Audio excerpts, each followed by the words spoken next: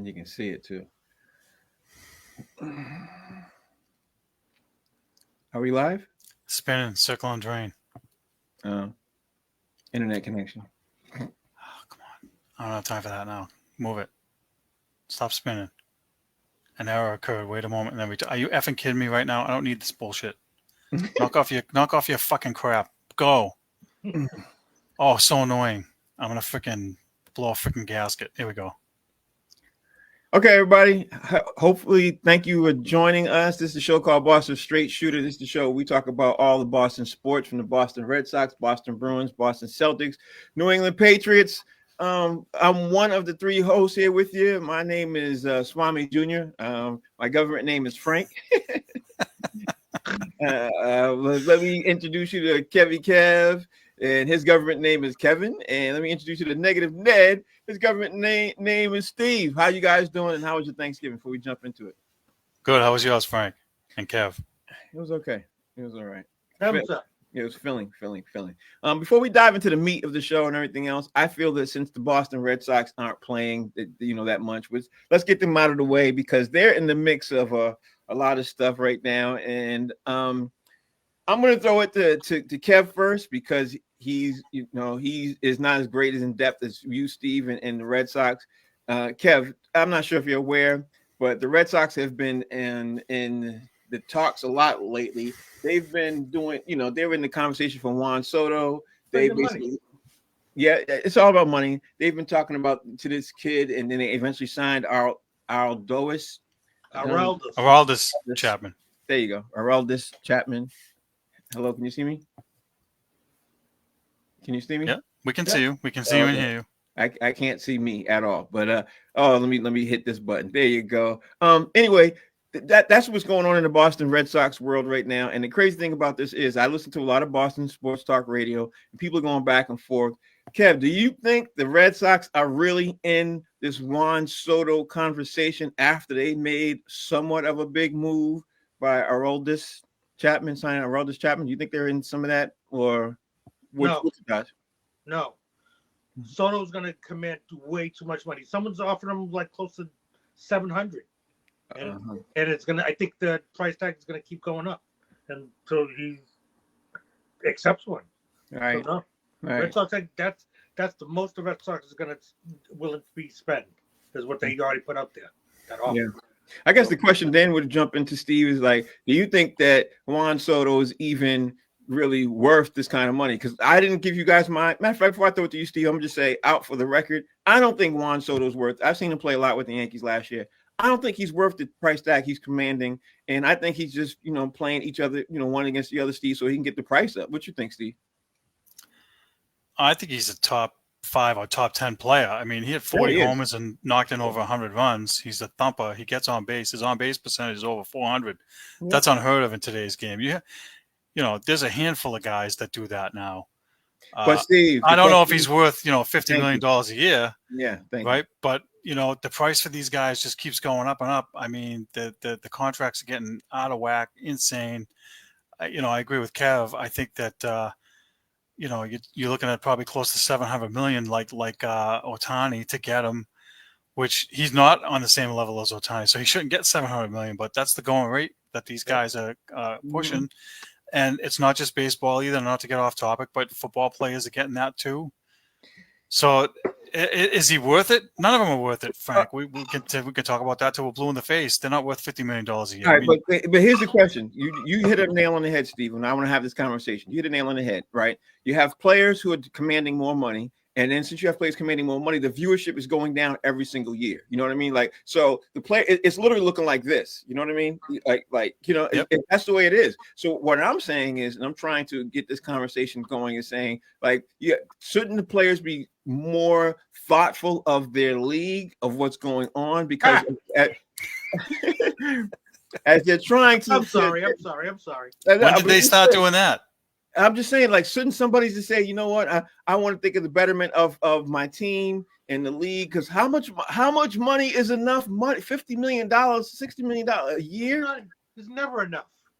Never enough. The players don't think that way, Frank. They think for themselves. And what they do is they drive up the price so that So to your point, kind of, they do think about other players getting more money, not so much for their team so they can compete, but so the next guy on the team, if he's worth $30 million a year, he'll get a $30 million contract. It's that, not the team part of it.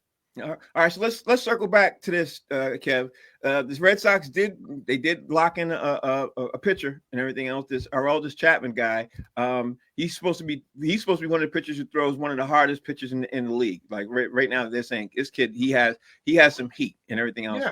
Yeah. And he's really good with the heat and everything. And I'm fine with the signing and everything else. But will Red Sox Nation be fine with just Aroldis Chapman and yeah, okay. No, I like Kevin. He's a closer, and he's only here for 1 year. Yeah, they gave him a bunch of money, but he's 35 years old. Yeah, 37 years old. So no. Yeah. All right, let me go to my Red Sox, Swami. Steve, I know when you saw it. Well, first of all, I don't even jump to the conclusion. Were you happy when you saw this? The Red Sox signing him? Because honestly, the Red Sox lost a lot of games last year because of closer issues. A ton of games. And actually, it wasn't really the closer. I don't think that Kenley Jansen had a bad year. He had a bad stretch, right? But he didn't blow 30-something saves. He blew like 6 saves. So the bullpen in general. But they have to replace him. And so you got a guy that's 37 years old, and they paid him $11 million maybe. So they saved $5 million on their closer. That's their goal, is to save money. And yeah, he throws 102 miles an hour. He also walks a ton of guys.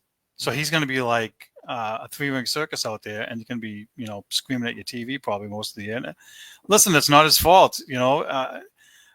I'm negative Ned's got a negative Ned. I mean, why they get these guys too late? This is a typical Boston thing, right? We always get the guys when they're on the back 9 of their career. That's 5 years ago, you should have got this guy and paid him $20 million a year to be the closer. Now you get him when he's 37. Now, you're paying him $11 million. That's not a lot. And now I don't expect a lot. I don't expect him to get 30 saves. If you do, you're setting yourself up for failure. And the funny thing is, I'm leaving you guys with this one. The crazy part about this is, what will the Red Sox do if he blows an elbow, if he blows an arm, if he blows a shoulder? Like, what's their backup plan? Like, you know what I mean? Like, because right now, I mean, granted, it's only December. Like we have no idea. Spring training's in 2 months, 60 days. So we're looking at something they got enough time to do some things. I'm just not happy where they are right now, even though I've been looking at a lot of blogs in the last hour or something. A lot of people thinking that they're going to get this Juan Soto kid. But I'm like, you could get a hitter, but you got to solve. The first thing to me is you got to solve pitching before you solve hitting. You know what I mean? That's what it is to me. Because I don't know. Any final thoughts, Kev? I do. Yeah. Oh, go ahead, Kev. I'll say this. I like the idea that they're aware that they have to spend some money to do some things. They have to contend. But I think, like Steve just said, they're doing it a little bit too late for the guy that they just picked up. Just like I said, 30. I said 35, but you're right. He's 37. That was anyway. And they just signed another 37-year-old guy to replace Chris Martin. And Chris Martin's 38. And so, look, Frank, to your point, they need pitching. They need 2 frontline starting pitchers, a 1 and a 2. Right. And so if they don't get Juan Soto, because I don't think they're going to get him, and I want 2 frontline guys, and I want them to put Garrett Whitlock back in the bullpen and stop screwing around trying to shove a square peg into a round hole. And maybe if Aroldis Chapman goes down, somebody like that could step up and close, because other than Chapman, you don't have a closer, and it'll be bullpen by committee. So that's my logic behind what they should do. So next week, we're going to pick up from this conversation. We're going to talk about what the Red Sox are doing, because as we get closer to Christmas, the Red Sox should have made some moves. We'll figure out if they're in this Juan Soto thing, or if Juan Soto is just trying to get the Yankees to get their number raised up. We're going to eventually dive into that and talk all about that and everything else. But now let's jump into the Boston Bruins, because ultimately the Boston Bruins, they made some changes since the last time we all were on the air and everything else. They've gone 5-2. I'm going to start off this segment with Steve and telling me his thoughts, because I've been here. When I hear him on sports talk radio talk about the Bruins right now, you think that the Bruins murdered somebody, at least before they made the changes. People are just they're screaming and they're yelling, and people sound like they're breaking their 50-inch TVs and everything else. So, Steve, talk to me about the Boston Bruins being 5-2. Do you, as a Boston Bruins pro on this right here, do you see any future change? Do you think the team switched up what's your thoughts on them being 5-2 now since the firing? I think they've looked a lot better. I mean, defensively, their skating, their effort, their neutral zone coverage, their defense. I mean, it's not, obviously not perfect, but they look like a complete 180 from what they were under Jim Montgomery. And we've talked about this. For them to be giving up 7, 6, 5, 8, that was just horrible. It just felt to me like something was wrong there, something was broken, and they weren't listening to him at all. And now it's like a reset. And so we talked about them firing Montgomery probably a week before they fired him. Maybe they wanted to give him 20 games to see if he could turn it around. They fire him at the 20th game mark, and they have a guy that's been on the staff with the team for 10 years as an assistant. And so I'm sure there's a lot of relationships there with a lot of the older players like Marchand and the leaders there. And I'm not going to go into all of them, but maybe there's some respect there.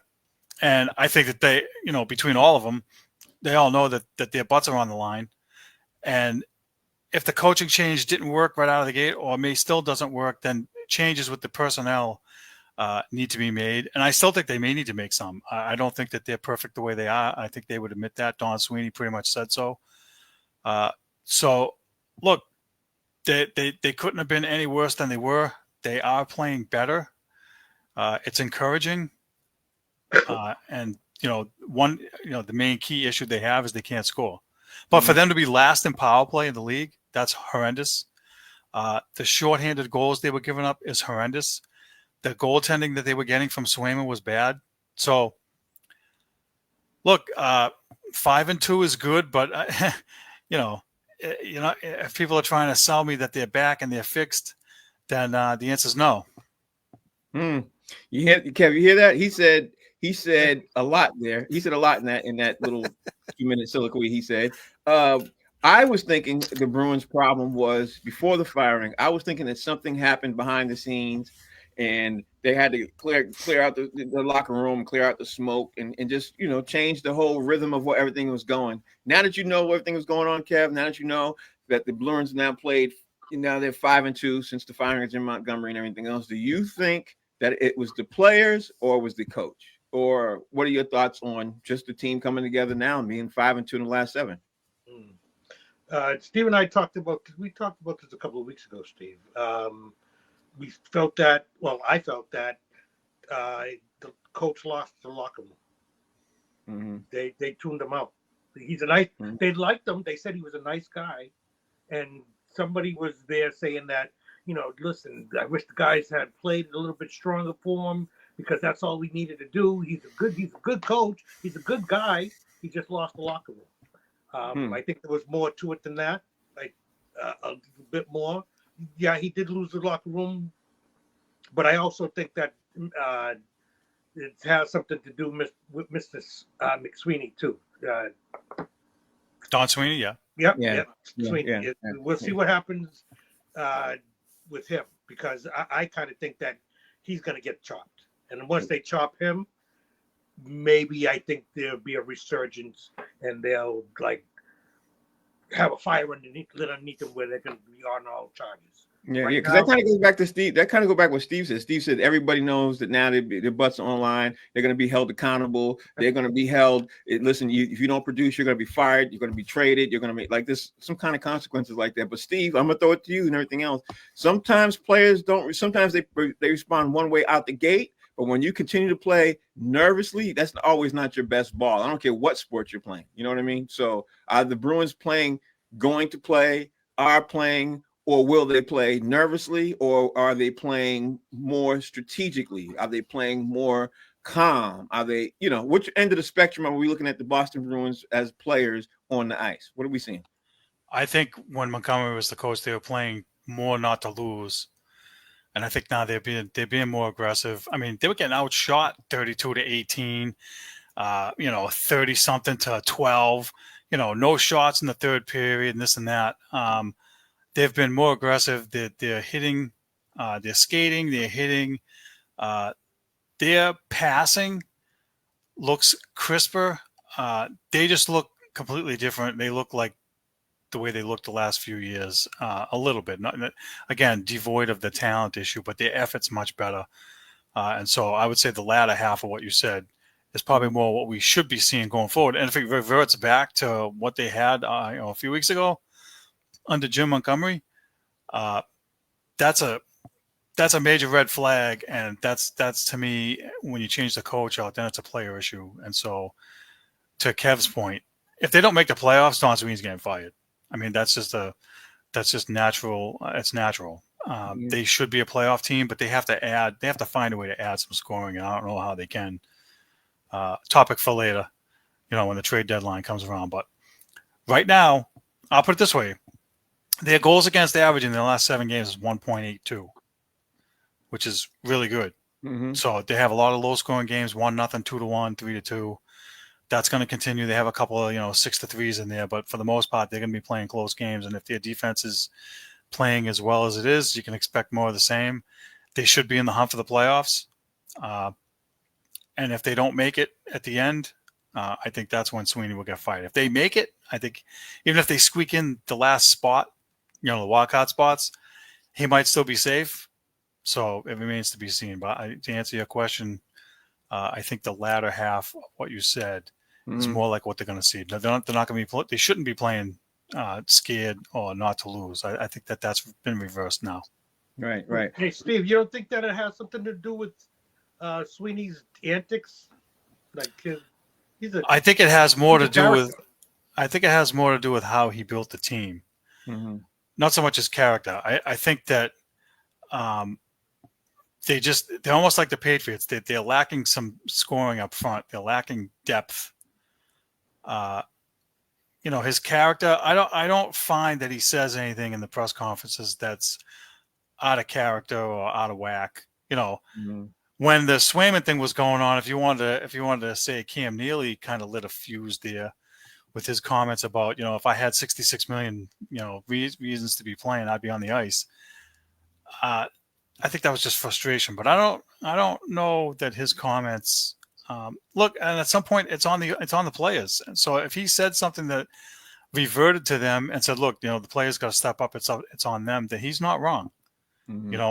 You can change the coach, you can change the GM, but the players still have to play. They have to perform. Mm-hmm. The funny thing is, Steve, the Bruins literally have been like a book this season with chapters. Like when you have a great team or even a good team, the book would be one chapter. It'd be like, hey, they played well and they look consistent all the way through the year. But when you have a team that's like the Bruins, it's like we're on our 4th or 5th chapter and we're not even halfway through the season yet. You know what I mean? Like the first part of the season, obviously they made some little minor changes and everything else. Then they had some little bit of injuries. Then they had some coaching issues. Then they played horribly out of the gate, like horribly. I will give you this, Steve. You did say some stuff about them when they were playing preseason. Kevin, remember that when we were playing preseason? He was like, yeah, they're looking kind of, and don't get your. And I was talking all this other trash.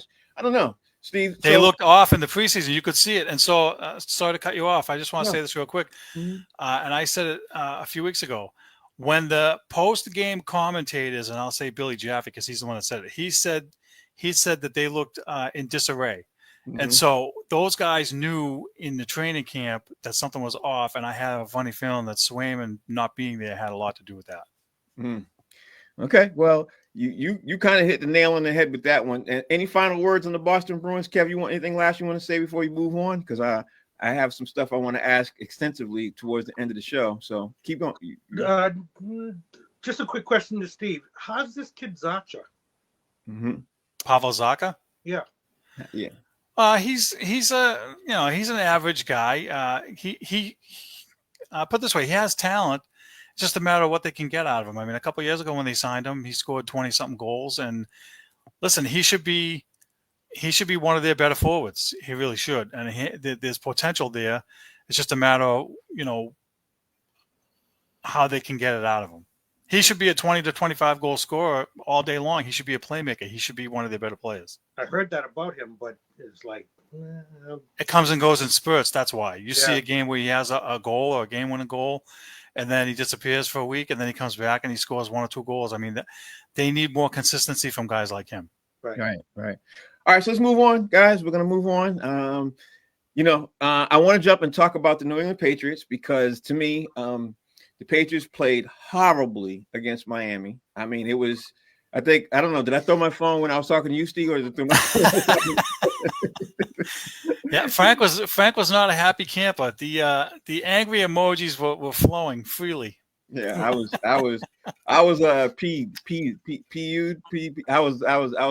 but on the flip side, when the Patriots ended up playing Indianapolis Colts, I had I turned around. I had a little bit of a hope in the team and everything else. So I'm gonna dive into this, but before I talk about the Patriots, I want to say this right now. I don't know if you guys are aware of this right now, but Mac Jones will be starting for the Jacksonville Jaguars next week. So I was off my prediction by 4 or 5 weeks. Yeah, that's right though. Yeah, but see, yeah, I don't know if you thought it was because Trevor Lawrence was going to get hurt or because of how he was playing. No, I thought he was going to be hurt. That's the difference. Yeah, I thought he was going to be hurt, but he did get hurt. I'm just 4 or 5 weeks off. I just want to throw that out there because obviously I don't know how the people are in Jacksonville right now, how they're feeling about Trevor Lawrence getting hurt.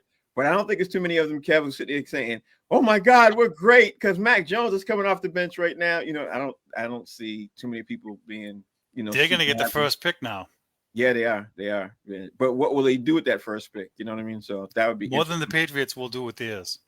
We're going to get there in a second. We'll get there. No, just listen. You asked. That's we're going to get there. Yeah, we're going to get there in a second. We're going to get this. So, Kev, you know how the Patriots have the slogan that has no days off. Yeah.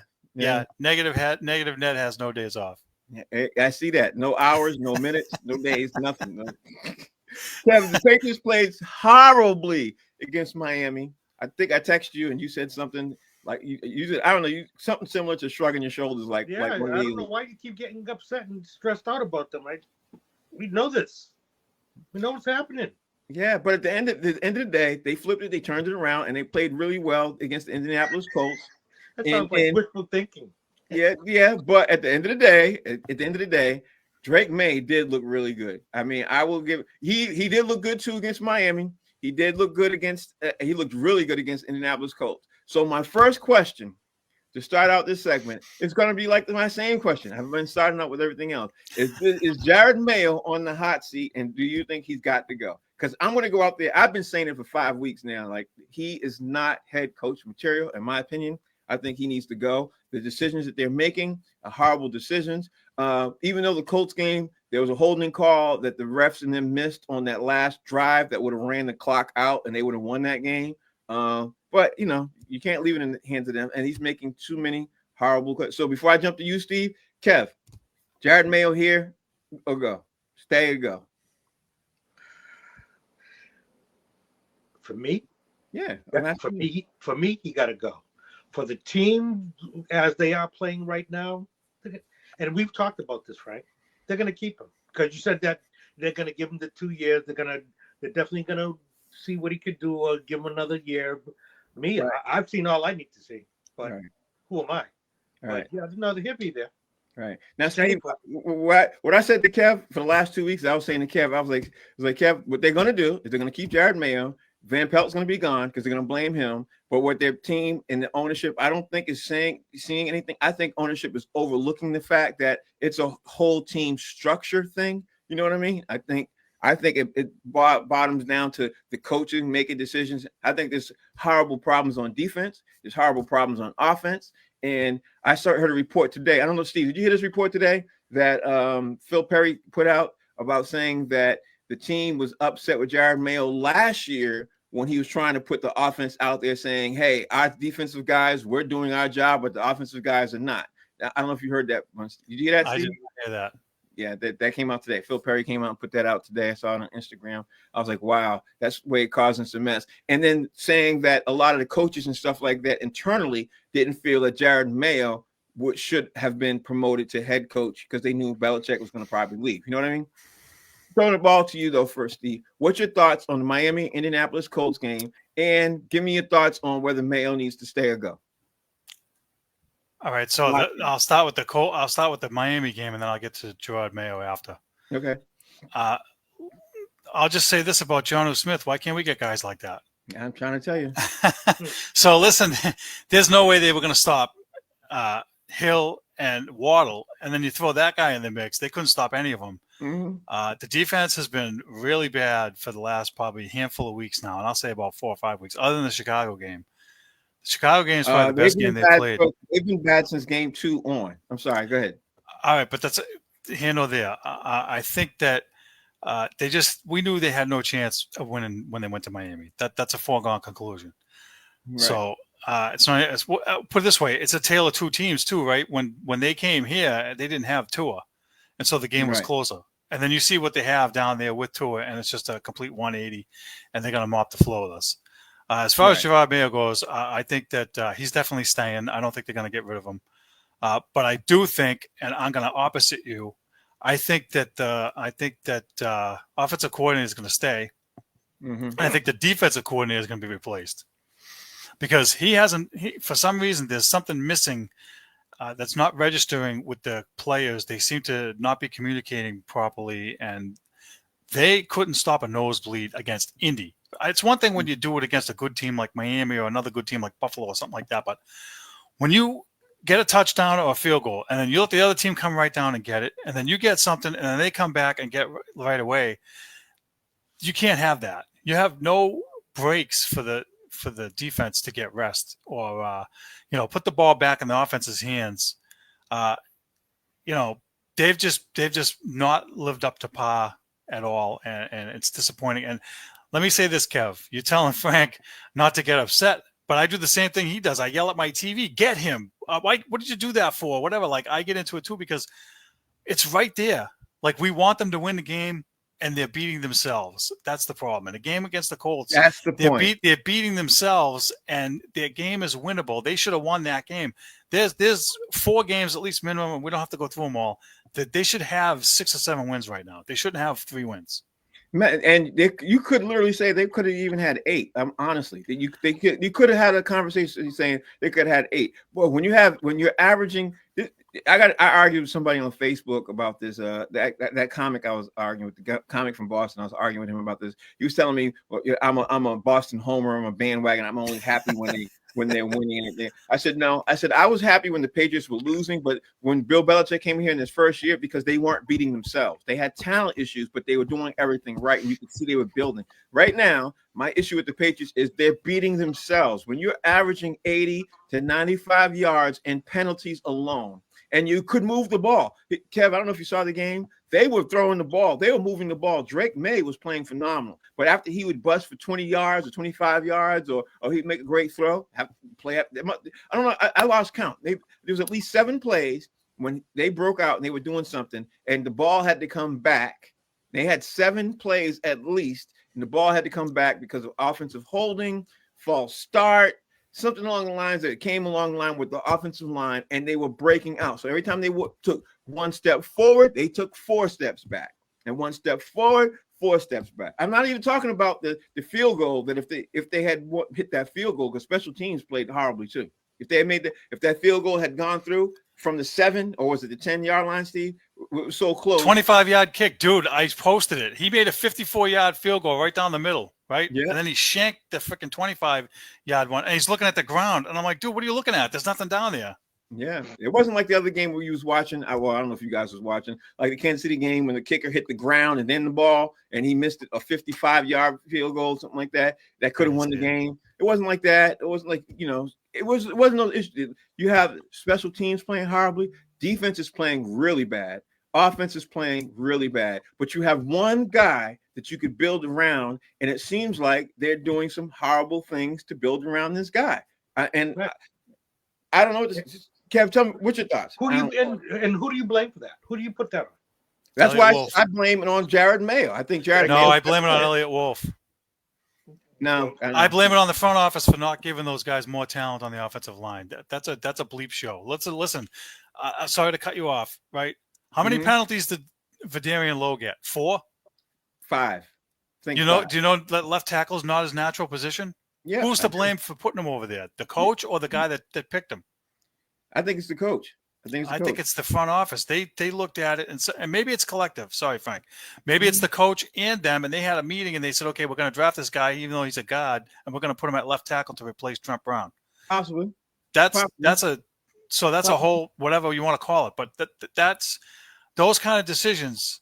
And we've talked about this. When Belichick and Skarnecchia were here, you can get away with doing that because you have Right. guys that coach to allow to do those moves. You don't have that anymore. If you draft a tackle, he's got to be the tackle. If you draft a guard, that guy's got to play guard. This mix match nonsense doesn't work now. So I blame him. I blame mostly Wolf because they didn't address left tackle. That's what they needed, and they didn't get it. See, some things you're saying makes sense because they're acting like Dante Scarnecchia is still there. That's what they're acting like. They're acting like the offensive line coaches still can do like what Dante used to do. They're acting like that. Bottom line is they can't. So I'm saying that Elliott Wolf is giving them players, and he's thinking they can mix and match players that will play positively in their thing. I think it's the coach because it's up to discipline. The coach gives you discipline when to jump and when not to jump. When you say hike, the coach is up to the coach for discipline so you don't get that many false starts. It's coach's discipline when you keep so many holding calls. Like how many? Steve, there was 7-8 holding penalties alone. That's three on low. But that's not a front office problem. That's a coaching problem. That's when you're not practicing that in the summer, building into the fall, building into the start of the season. The discipline starts with the coaching. It doesn't start with the front office. That's why you're not different on this. It doesn't start. I'm gonna say this, all right, because Okay. I work in manufacturing. Okay. Sometimes, no matter how talented the people are, and no matter how much you train them, they're not able to perform the function that you're asking them to perform. Sure. And I'll use assemblies for an example, because that's what we used to build. The guy was good at, running a machine, but then we tried to, utilize him on assemblies, and he couldn't grasp it no matter what you did, no matter what kind of instructions you gave him. And so from a talent standpoint, he just couldn't get it. And that's how I look at football players. Sometimes it's not their fault. You're putting them in bad position. So how many times do we hear the players when they win the Super Bowls that the coaching staff put them in good position to win? They're not doing that here. I don't blame the players. I blame the front office and the coach. It's coaching to an extent, but you're trying to take a guy and shove a square peg into a round. It's the same thing I said about Garrett Whitlock. You're trying to force that guy to be a starter. He blows out his elbow every freaking time. Put him in the bullpen where he's had success. This is the same thing. Okay, so I'm going to counter that point too. Because as a coach, when you realize during practice that this guy can't, because it's not like they didn't see this in practice. When you realize in practice, do you see the guy is doing all these offensive calls, all these holding penalties, all these setting offsides, all these jumping before the call? It's not like he wasn't doing that in practice. He was not perfect in practice. When you see that, it's the coach's decision to say, you know what, this guy isn't it for this position. Let's pull him back out and get somebody else and put that somebody else back. They've been doing that. How many guys have they paraded through here? Listen, you got practice squad. You have the wire line. If this guy can't go, there are so many teams releasing players, and there's so many teams that have players, and there's so many players. Here's the big thing: there's so many players that weren't drafted that are sitting home right now, willing to take that guy's position. Call them. Okay, now you got him. Okay, these guys, coach would call the front office. You know what? This guy, you got me right here. He's not working. Instead of sitting here saying, let's try to make him work. Now that's what you said. That's what I said, Kev. Break this tie between us. Like, which side do you lean on? Coaching or front office? On the coach. I told you I'm sick of him. But he's the one that's putting the players on the field. Yeah, no, the front office putting the players on the field. Coach is the one who puts them in the game. That's what I'm saying. That's what I'm saying. He's the one that's putting them out there to play. He's the one that's putting them on the field. Okay, let me ask you this. It's on Mayo. Let me ask you this. Is it possible that Gerard Mayo went to Elliott Wolf and said, look, this Vidarian Lowe guy's got to go. I need to get on the horn and get me another guy. And he said, well, nope, we can't. We took him in the third round. It's too expensive of a pick just to release him. Do you think that's a possibility? Of course it's a possibility. Yeah, but we're going with facts that we know. But then that means that they're not giving Mayo all the things that he needs to be out on the field like that. And if maybe he's not asking for it properly, or I want this guy, but he's got to go with the flow. Well, they're making him the scapegoat as the bad coach. Then I'll say this. Next year, if he's still there, he's not going to have an excuse because they have the most money to spend in free agency, more than any team. They've got a lot. I think it's $195 million to spend. Jared Mayo's going to get his pick. He's going to be able to go to the grocery store and pick whatever meat he wants, whatever vegetable he wants, whatever fruit he wants. He can pick up anything he wants and make however he wants to make it. I know. Is he though, or is it the front office going to make those picks? How involved is he going to be? I think he's going to be very involved because he's going to tell them, listen, this is the team of the players that we know we don't replace because these guys are good. like that Jones kid who played cornerback and he can play wide receiver. We keep this kid. Or, just go down a list of guys, and there's a handful of guys that you keep. I think they're going to sit there and say, you know what, this Cole Strange guy, he's always injured. We got to cut him. Because his contract is up. He's got to go. Why we still have that dude? Because he's injured. He's injured. You can't cut him right now because he's injured, and he's protected by the league. He's protected by everything. But after the season, when the season's up, if he's not healthy or he's not anything else, then they have the ability to cut him because now he's going into the next year. He's still on that rookie contract. You know what the worst part is? If he comes back, he's probably going to be their best offensive lineman. That's why they can't cut him. That's why they won't cut him. Not can't. That's why they won't. You know what I mean, though. It's like he would be an improvement over whoever's playing left guard right now. Yeah, he would be. And who's the center? Andrews. When Andrews comes back. Andrews comes back. Maybe that's what they're doing. Maybe they're saying, you know what? Andrews was playing pretty good till he got injured. Cole Strange is coming back. We can keep 2 or 3 of these guys right here, and then we'll have a solid offensive line. Because the Patriots did start out against the Colts, moving the ball very well when the offensive line was solid. Steve, you can't deny that, right? Well, they went straight down the field. They were doing something. Yeah. They do it in spurts. That's the frustrating part. Yeah, they look like a completely different team. I was like, oh, okay, this is not the Patriots that we saw last week against Miami. They're moving the ball, which gives me hope because now you see the wide receivers catching the ball. You see Butte getting separation. You see Kendrick Bourne getting the slants, and he was cutting up and he was breaking away on the side. Like it was a completely different team. When's the last time they scored 24 points in a game? I can't really remember. I think Tom Brady was playing. You know what I mean? But to your point, I mean, they definitely look better. Yeah. But, so there's hope. I agree with you. They just have to figure out how to stop the stupid penalties. And I don't know that they can. Yeah. All right. So I ran overtime. I'm trying my best not to. That's on the coach. Yeah, I'm trying my best. Let's talk about the Boston Celtics real fast so we can talk about our picks and obviously everything else. Let's get this out of the way real fast. If you guys have been paying attention to the Celtics, they've been playing phenomenal. Right now, let me see it. The Celtics right now, I don't even know if they're winning. Oh, yeah, they're winning 72-58 at halftime. They're playing Detroit. The Celtics they stink, man. No, Detroit doesn't stink. Detroit playing pretty well. Detroit's playing pretty well. They're playing really well. Detroit turned their season around, and Houston has turned their season around. So you don't want to play either one of them. I know about Houston. Yeah, but let me just throw it out there and say this.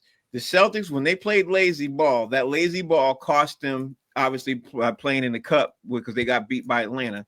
And that was Joe Mazzulla's fault because Joe Mazzulla was doing the mixing and matching and everything else and trying to give the guys some time off. He didn't think they would lose to Atlanta that didn't have Trae Young at the time on the team. They lost that game. That one game cost them. So now they're not in the running for the cup. They're out of it. And personally, I think they might be happy that they're not in the cup. But right now, the Celtics are what? They're 5-1 since in the last 6 games.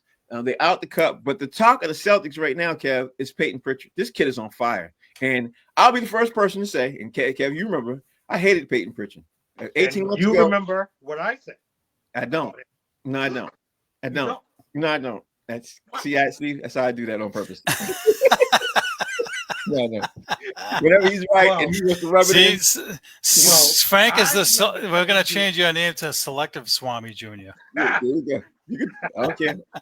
I don't I care. remember telling you that I liked Peyton Pritchard. Yeah, you do. He was a gritty dude. I remember telling you that this kid, he got so much grit that he would stay after practice and practice in the gym by himself until his fingertips were bleeding. Mm-hmm. He was practicing hard, and that dude puts in work. And I know that we were talking about it because you did offer up some statements that said, yeah, well, that makes sense because of his size, that he could be a scapegoat. He could be a liability. Mm-hmm. But I felt like he was a pest, and because he put in so much work to get to where he was, I felt like, this kid could be good. He wasn't shooting like that then. He just was going to the hole, and he was a good pesky penetrator. Like that kid that he had to go up against, what was it, McCullough or whatever? On Miami? Yeah. Yeah. So, I mean, it was a good matchup, and it was like, I'm glad we got this kid because he is great. He don't stop. He's a pain. Yeah. I would hate to have to play against him. I would say this, that I don't know if you guys saw the latest statistics. I saw them about 5 hours ago, 6 hours ago. Peyton Pritchard had at this point in the season right now, he's made 73 3-pointers, and Steph Curry has 58. I don't know what it's like statistically right now because they're playing right now, but I couldn't believe that Steph Curry was coming in under more than what Peyton Pritchard did. But Steve, the crazy thing about this is when a team has a player coming off the bench like this, and he literally could start on almost any other team. Steve is the most negative net guy I know. So what's the negative rant that you'd want to say about this? Because honestly, I don't see how the Celtics are substituting well. They're playing well. Peyton Pritchard's playing amazing off the bench. I don't. The only thing I could say right now, maybe you agree, they still shoot too many threes, but they're winning shooting too many threes. So that's the negative part of it. Is I hate how many threes they shoot. I've hated it for 2 years now that we've been doing this show. Mm-hmm. Kev is probably in agreement. They had a game they lost and they took 61 threes or whatever it was, and they took 99 shots total, and they weren't going in, and they lost. And so, before they won the championship, we would completely destroy them and kill them and be like, oh, this is horrible, whatever. Now it's like, okay, it's early in the year, give them a mulligan. They've figured out the substitutions and so forth. And, again, it's the same thing I say about the Bruins or hockey in general is nobody wins a championship in December or November. So not too upset, but what I don't like about the threes, and I've said this 1,000 times, is that when they go cold, they all go cold at the same time. It's not like all of them are missing them and they have one hot guy. Let's say Pritchard's the hot guy, and then they feed him. Like in the 80s, whoever had the hot hand, that's the guy that got the ball. Right. They don't do that today. Today, they do the spacing thing, and if Al Horford's 0 for 8 and he's wide open in the corner, they're still going to give it to him and see if he can make it. I don't like that. I hate that.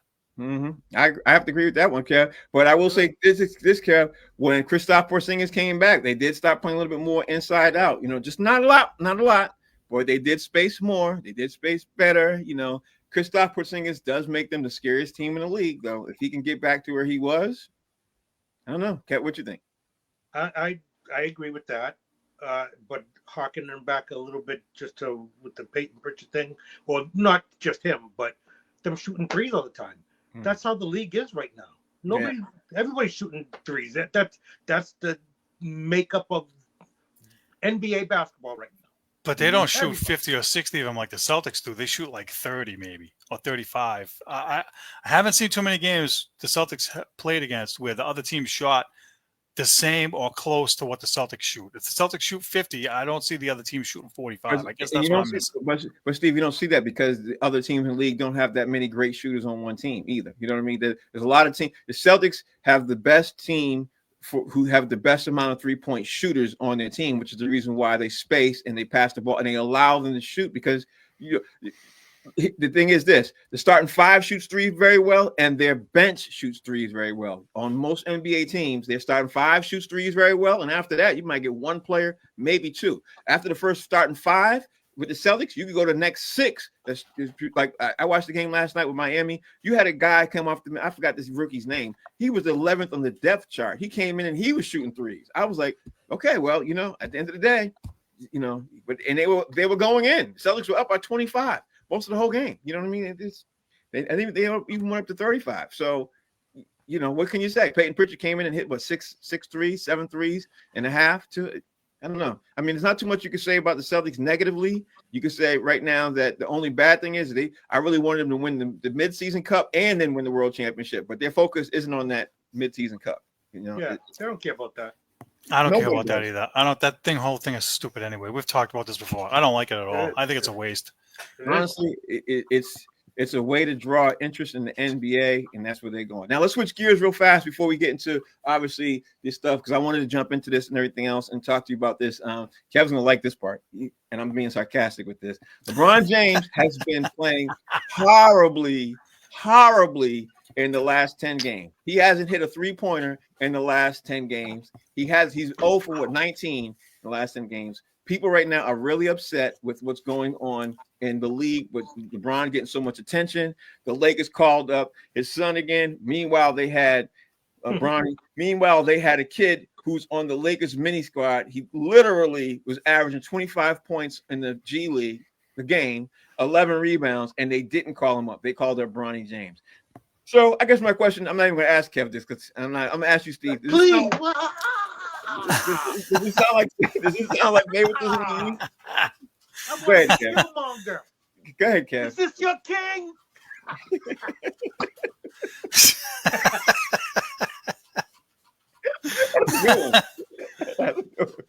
Kev, what do you think? Favoritism? What you call this? Give me 20 seconds. Favoritism. He can't even spit it out. He can't even get it out. I'm ecstatic because Really? I've been saying this forever, but nobody wants to listen to me. That's okay. You don't have to. He has bias because he wants him to fail. That's why. And saying what I say, I don't want nobody to fail. I just want the Celtics to win. The fact that LeBron and his team, they're doing what they're doing, failing so badly, makes me laugh because it's like, hello, you just thought that you could just do whatever. You're the king, so you could just wave your arms and this Colts is going to start winning, and these people that we're going to bring in, everybody's going to be winning. Get the hell out of here. Stop it. That's your 20 seconds. Steve, last 20 seconds. You got 20 seconds. Give me what your thoughts are. It's obviously favoritism. I mean, come on. If he wasn't who he was, he wouldn't have that influence. Anybody that has a basketball brain or IQ, if your team needs help and you have a guy tearing it up, getting 25 points a game and 11 rebounds a game on average, and you leave him in the G League, that's a disservice to me, to the rest of the team. So, I mean, it's obvious. I don't watch a lot of basketball. I watch the Celtics, and I do read, some stuff about what's going on. And, his son is hitting 1 out of 8 or 0 for 6 or whatever, and he's back on the team. What is he adding? Nothing. He's like you know what that's like? It's history. That's like but it's history. That having Bronny there for LeBron is the equivalent of Linus having his blanket. I agree. And you at home, you guys at home are lucky. I'm not controlling the things right now because I would just drop Kev from the show right now. I'd hit a button, go boop. And that would just prove my point right. That would just prove my point right. Okay. All right, I'm gonna leave you guys with this last question, changing up on but it's about the NBA. Last question about this right now. The ratings have been dropping for about the NBA.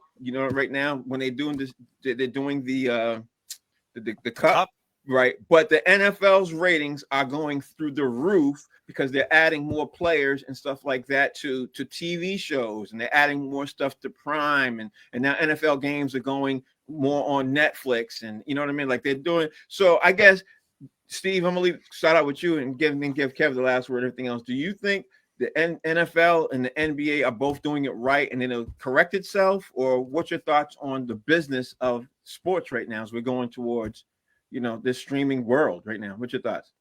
Well, you know how I feel about the streaming world. I can't freaking stand it. Hell, I'll tell you why. Last night the Bruins played Detroit, and it's on ESPN Plus, and I couldn't watch it.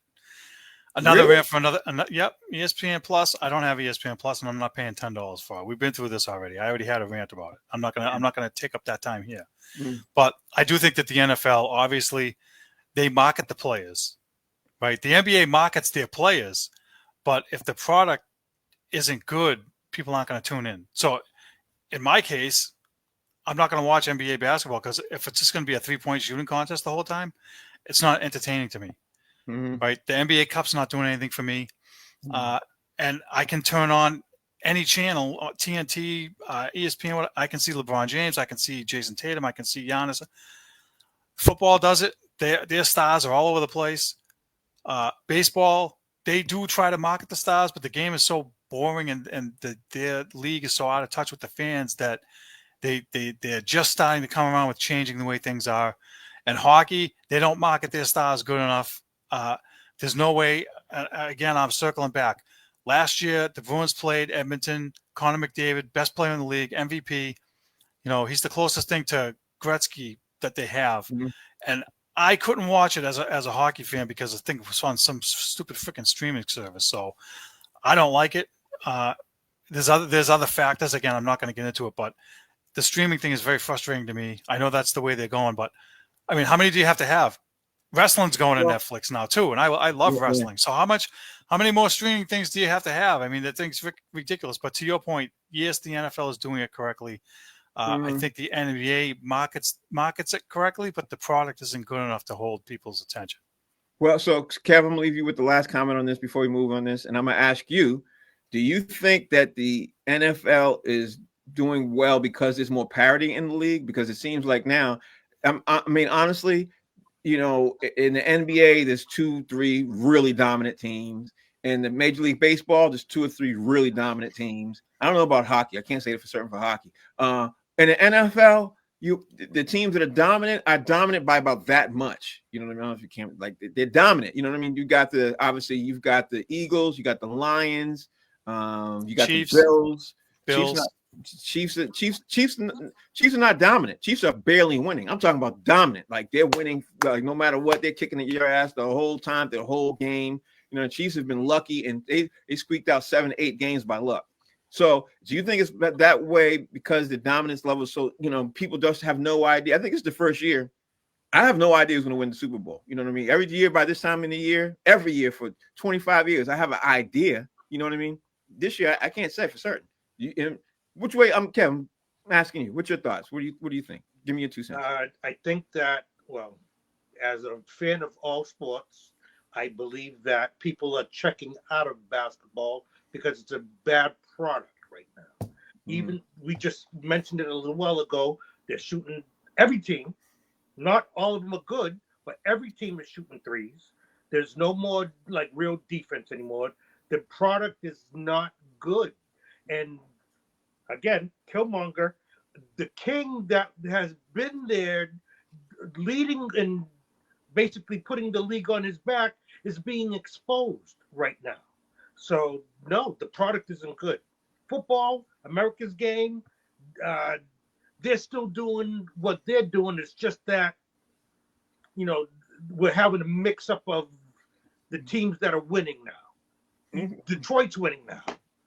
Atlanta's not, they're not great, but there's teams that are like moving up the ladder that are getting better. So making the league a little bit more well-rounded.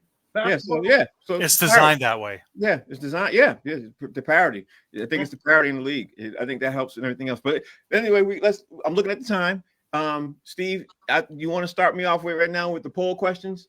Even though these hold on one second. He literally said Thanksgiving dinner for poll question. Listen, it was Thanksgiving. Nobody was paying attention to football. I figured we'd throw a fun one up there for everybody. Yeah, I give it to you. I give it to you. Cranberry sauce, canned or homemade? For me, canned. I love canned. Canned for me. Canned, as far as I know. Yeah. Canned. Okay, so it was 80% canned and 20% homemade. Oh, I'm canned. I'm a canned guy. I'm a canned guy. Ocean Spray. Give me that stuff. Yeah, that's delicious. Okay. What's the next one? Next one. What do you think is the biggest reason the Patriots lost to the Colts? Defense, special teams, coaching, penalties on offense. Coaching. We had defense 100%, special teams, coaching, and penalties 0. Well, you guys obviously didn't vote in the poll.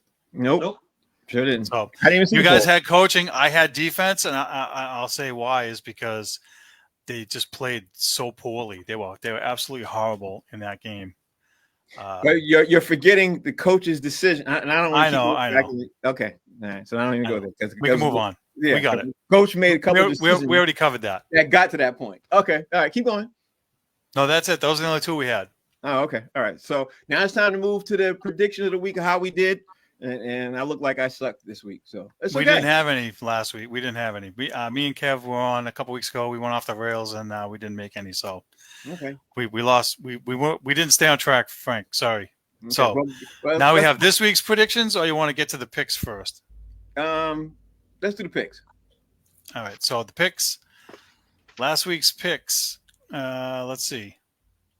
Let's start with Kev. He missed the Thursday games, so he had 12 games to pick from. He had 10 right, 2 wrong. Not bad. Keep going. Frank, 11 right, 4 wrong. Mm-hmm. And I I almost had more. Yeah, Swami Jr. title is being taken away because Negative Ned got 13 right and 2 wrong. Okay. Yeah. I'm still going against whatever you pick Negative Ned. Then that's why you keep losing. Yeah, that's how you talk trash. I've been killing it for about 6 weeks in a row here. So yeah. But what I'm doing when I make my picks is I'm trying to say, okay, where's going to be the upset of the week? Because there's an upset of the week every single week, at least two or three every week, and I'm trying to do that. Next week I'm shaving my head and I'm going to put the shoe shine on it. Okay. I'm going to have some more picks. All right, shoe shine head. Okay, so now I like what are we going to say is going to happen between now and next Thursday? What special? I actually have one. I'm for real.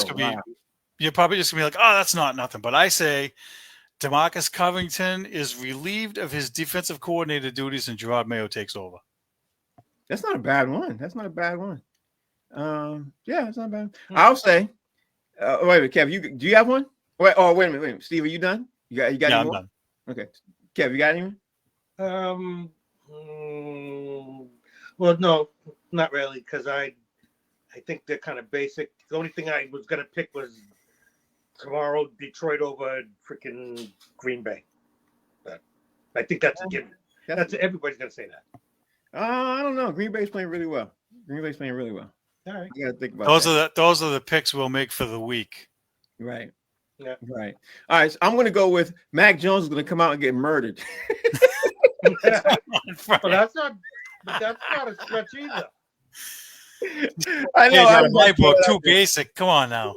I had to throw that out there. You know what you got to do is you got to say Mac Jones is going to throw for 300 yards and 3 touchdowns. That's off the wall. See, that's how you do it. I know how to do it. And you know what? I'll put it in my notes and I'll have it for this week. I know how to do that? it. Well, Mac Jones. Mac Jones isn't what my stretch would be for my pick. I think Mac Jones. I don't care what I think he's going to come out and get murdered. I was going to do the complete opposite, but he's going to get murdered. My special Swami pick prediction and everything else is that I think I'm going to go with Aaron Rodgers. Something to do with Aaron Rodgers and the Jets. Like I think that they're going to have some. I don't know what it is. I just have a feeling that something else is going to fall off the rails between now and next week with the Jets when they lose again this week. That's what I just feel. I feel that, and I feel Daniel Jones is going to land somewhere if he hasn't already. Deal with that right now. Huh? Talking to my son. I think Daniel Jones is going to land somewhere, and I would not be surprised, without a shadow of a doubt. I wouldn't be surprised if he got picked up by Jacksonville right now. Daniel Jones. Daniel Jones. No, did somebody else already picked him up? Somebody did? Yeah, Minnesota, I think, picked him up. Oh, okay. Well, take that one out. Okay. I got to double check that, but I'm pretty sure somebody signed him. I know they were talking to him. I didn't think they signed him yet. I think they did. Okay. All right. So my last prediction this week is there's going to be one more coach to get fired between now and this week, between now and next Wednesday. I don't know who it's going to be, but I think somebody else is going to get fired. And I think it's coming from the New York Jets organization. I'm really leaning towards that, and Hard Knocks is getting me leaning to that. You guys got to watch Hard Knocks. I'm loving Hard Knocks, by the way. Is it on what streaming service is it on? HBO Max, one of those. I don't have any of those.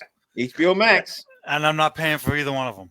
HBO Max. So I'm not going to see it. And when the Patriots are on it, I'm still not going to get it. Steve, let me tell you the same thing I tell Kev. You can sign up for the premium, watch it for free for 7 days on one of these streaming platforms, 7 days. And then when that 7 days runs out, you get another email and just switch up. That's what you do. No harm, no foul. Hey, and so much work, Frank. You create an email. Oh my, you sound like Kev. Both of you all know each other. Both of you all bald heads. That's what it is. I don't know. All right, guys. So brothers from different mothers. That's what brothers from another mother's. All right. So any last predictions we want to go before you roll up out of here? Because we came in under time. I'm loving this. We came in under time. Any last week? Kev, you got any prediction? Anything you want to throw out there? You got time. You got literally 60 seconds. Anything? Red Sox is still going to be spending money. We know that. And they're going to get somebody. I think they're going to get somebody big. It's not going to be Soto, but they're going to get somebody big. But it's not going to be. It's not going to be help. It's not going to help them. All right. So Juan Soto. You think they're going to get Juan Soto? No. I think they're going to spend money. Teoscar Hernandez. That's mine. Red Sox signed Teoscar Hernandez. After they lose out on Juan Soto, he's next in line.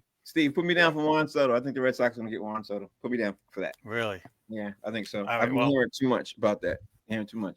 Put me down for that. Anyway, guys, we're getting ready to roll up out of here. This is the show where we talk about Boston sports. We call Boston Straight Shooters.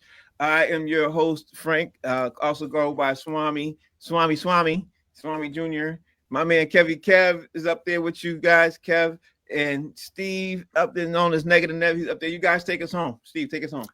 All right, listen, I have something I want to do real quick here. I don't normally do this. I would like to dedicate this show to a friend of mine I lost a few years ago. Okay. And I know for a fact that he would have loved this. So, Scott, this is for you, buddy. Rest in peace. Rest in peace. Miss you. And everybody, thanks for the support. Thanks for voting in the polls. Thanks for the commentary. Don't forget to see us on YouTube, on our YouTube channel now. And like, share, and subscribe. And we'll see you guys next week. Thank you.